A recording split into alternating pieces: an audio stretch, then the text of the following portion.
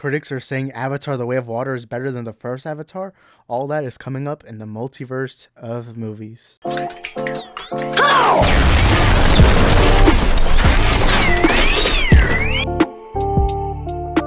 The first reviews for Avatar: The Way of Water are now available on Twitter.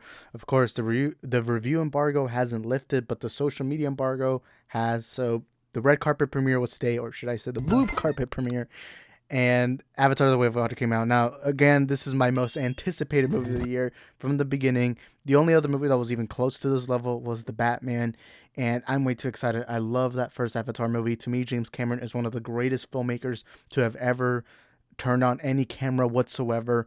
So I actually want to read some of the reviews. Mike Ryan says, Avatar: The Way of Water. Yeah, never bet against James Cameron, trying to spare hyperbole, but I've never seen anything like this from a technical visual standpoint. It's overwhelming, maybe too overwhelming. Sometimes I'd miss plot points because I'm staring at a Pandora fish. So they're saying it looks great visual and technical, and the technical looks good. They like the movie. But yeah. David Elrich says, Avatar: The Way of Water, low. Imagine being dumb enough to bet against James Cameron or teen alien Sigourney Weaver or giant whale subtitled in papyrus. Light years better than the first and easily one of the best theatrical experiences in ages. Streaming found dead in a ditch. Yeah. Fuck streaming. Theaters is the way to go. But I'm seeing that a lot. You're seeing a lot of people saying that this movie is better than the first one. So that's a positive because I love that first movie. Now, that's not the popular opinion as of now, because nowadays it's a popular thing to go against the grain and say that James Cameron's a fluke or whatever. I don't fucking know what people want to say, but yeah, I love the trailer. So just seeing these reviews look good. Courtney Howard says James Cameron and co deliver yet another reviving, awe-inducing masterclass and a world building with Avatar: Way of Water, immersive, emotionally engaging, and especially entertaining. It's a thrilling ride. CG artifice melts away when we're just watching the characters' humanity steer. All right. Zach Sharf says, never doubt James Cameron. The first press reactions to Avatar: The Way of Water are calling it mind-blowing and a visual masterpiece and phenomenal. It's never seen anything like this from a technical visual standpoint.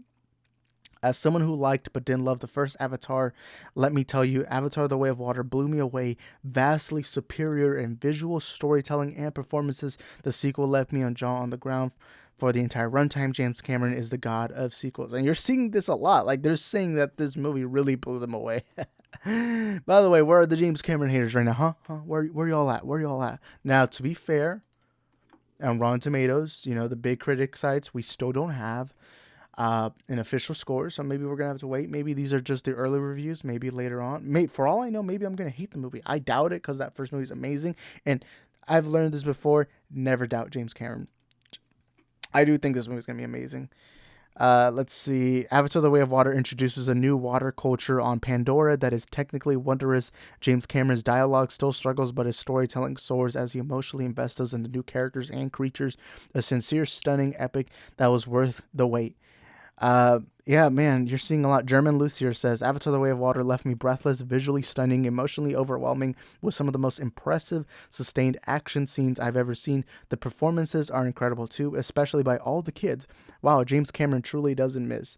Perry Nemiroff says, Avatar: The Way of Water is pretty incredible. I had faith James Cameron would raise the bar with the effects, but these visuals are mind-blowing, one stunning frame after the next. But the thing I dug most is how the technical feats always feel in service of character and world building. Yeah, you're seeing way too... Oh, here's one from Eric Davis. This is James Cameron leaning right into that Cameron playbook. There are Titanic vibes, True Lies vibes, Abyss vibes, and Terminator 2 vibes. By the way, I want to say this.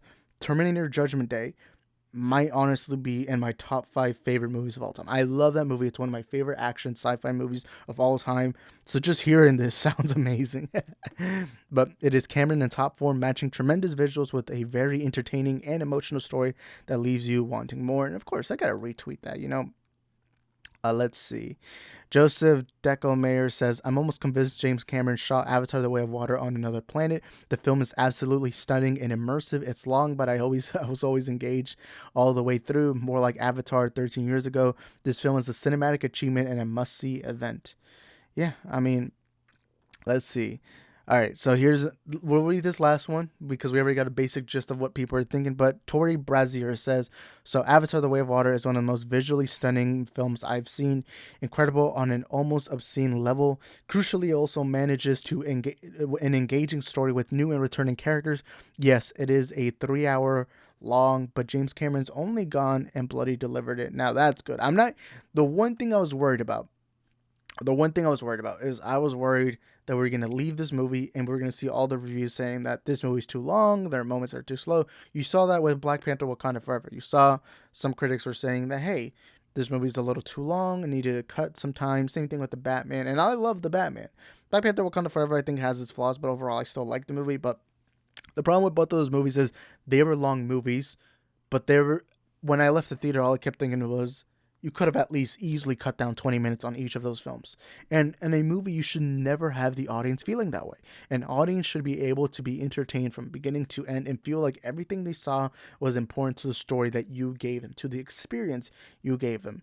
But Kevin McCarthy says James Cameron's Avatar: The Way of Water is a monumental filmmaking achievement, striking a great balance between technical and emotional. The 48 FPS 3D experience features some of the most jaw-dropping immersion I've ever seen. Felt like a kid again watching Terminator 2 for the first time. Outstanding. The Terminator 2 stuff, now that excites me. And the reviews are exciting me right now. Seeing the positive discourse on Avatar: The Way of Water, I've been cheering for the movie. I've been trying to tell people, look, never doubt James Cameron. But you see the popular thing nowadays, ever since Endgame and all that, ever since then, it's just been the popular thing to be like, oh, James Cameron. No. You're dead wrong. And these reviews are proving it. Now, for all I know, the movie might be horrible, and I'm going to have a different perspective from these film critics. You know, I respect these critics, but at the end of the day, as human beings, we all have different experiences with films no matter what.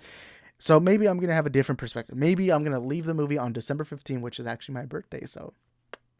But imagine, I feel like maybe in December 15th, maybe I come out of the theater, I give my review, and it ends up being horrible. For all I know, that could be the case. But I doubt it. I'm going to be watching on 3D, especially because, I didn't want to watch it on 3D. I'm not a big 3D guy. But all the theaters were 3D, so I had no choice. But we'll read one last one.